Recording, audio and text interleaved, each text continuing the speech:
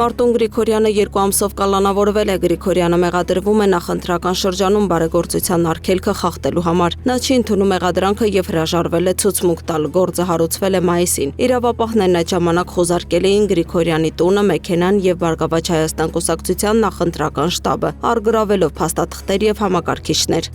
Դատախազության տվյալներով 2025 թվականի դեկտեմբերից մինչև 2026 թվականի հուլիսի 1-ը Սևանի ափամերձ 68 հողամասերում ապամոնտաժվել է 201 ապօրինի կառուցված հիմնական եւ ոչ հիմնական շինություն։ Եվս մի շարք ապօրինի կառույցների վերաբերյալ հայցեր ներկայացվել են դատարաններ։ Դատախազությունը նախատեսում է շարունակել ապօրինի շինությունների ապամոնտաժումը, նոր հայցեր ներկայացնել եւ քննարկել ազատված տարածքները հանրային օգտագործման, այդ թվում հանրային լողափերի վերածելու հնարավորությունը։ Դատախազությունը նաեւ նշել է, որ 1905 մետրից ցածր տարածքները ջրածածկման ենթակա եւ ափամերձ պահպանության գոտի են։ Ապամոնտաժված կառույցների թվում եղել են նաեւ նախկին պաշտոնյաների եւ նրանց փոխկապակցված անձանց կողմից կառուցված շինություններ։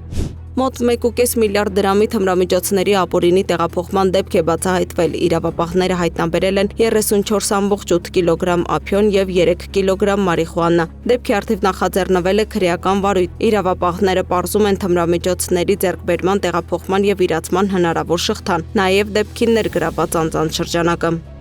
Հակակոռուպցիոն կոմիտեում նախաձեռնված քրեական վարույթի շրջանակում ձերբակալվել են Գազպրոմ Արմենիա ընկերության 4 աշխատակից եւ Հայաստանի քաղաքաշինության տեխնիկական եւ հրդեհային անվտանգության տեսչական մարմնի 1 պաշտոնատար անձ։ Վարույթն առնչվում է նորակառույց շենքերում գազամատակարարման գործընթացում թույլ տված խախտումներն անտեսելու պայմաններում դրական եզրակացություն տրամադրելու համար կաշառք տալու դեպքերին։ Ձերբակալված անձանցից 4-ի նկատմամբ որպես խափանման միջոց են տրվել, կալանքը 1-ի նկատմամբ տնային կալանքը։ Քրեական ոստիկանության կիբերհանցագործությունների դեմ պայքարի վարչության եւ քննչական կոմիտեի ծառայողները Երևանում գործող հյուրանոցներից մեկում անակնկալ խուզարկություններ են իրականացրել եւ վնասազերծել ենթադրյալ հանցավոր խումբ։ Ըստ ոստիկանության խմբի անդամները ներկայանալով որպես Միացյալ Նահանգներում բեռնափոխադրող ընկերությունների աշխատակիցներ չարաշահել են արտասահմանյան տնտեսվարողների վստահությունը հափշտակել ուղեբեռներ եւ դրանք տեղափոխել այլ վայր։ Հետագայում գողացված ուղեբեռը վաճառվել է եւ ստացված գումարները փոխանցվել են խմբի անդամների համարներին եւ փոխակերպվել կրիպտոակտիվների։ Խոզարկությամբ հայտնաբերվել եւ առգրավվել են նախաքննության համար էական նշանակություն ունեցող ապացույցներ։ Քրեական վարույթը նախաձեռնվել է քննչական կոմիտե ներկայացված հաղորդման հիման վրա։ Ոստիկանությունն ու Միացյալ Նահանգների իրավապահ մարմինները շարունակում են միջոցառումները հանցավոր մեխանիզմի վերաբերյալ նոր տվյալներ ձեռք բերելու եւ հանցավոր խմբին բացահայտելու ուղղությամբ։ Ավարտվել է ընտրակաշառք տալու ստանալու դեպքով քննված եւս մեկ քրեական վարույթի նախաքննությունը։ Ընտրակաշառք տալու եւ ստանալու դեպքերով հակակոռուպցիոն կոմիտեում նախաձեռնված քրեական վարույթով 14 մեղադրյալների, այդ թվում Ուժեղ Հայաստան կուսակցությունների դաշինքի համակիր ԿՊ-ի վերաբերյալ նախաքննությունն ավարտվել է։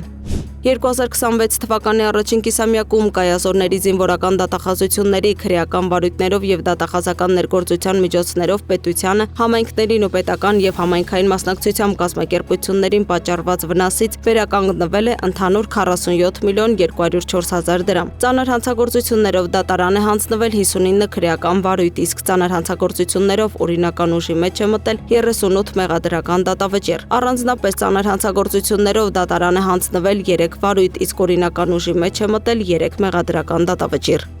2026-ի առաջին կիսամյակում քննչական կոմիտեի վարույթում քննվել է ընտանեկան բռնության 1794 քրեական վարույթ, ինչը գերազանցում է 2025-ի նույն ժամանակահատվածի 1482 ցուցանիշը։ Նշված ժամանակահատվածում մեղադրական եզրակացությամբ դատարան է ուղարկվել 204 քրեական վարույթ, 213 անձի վերաբերյալ։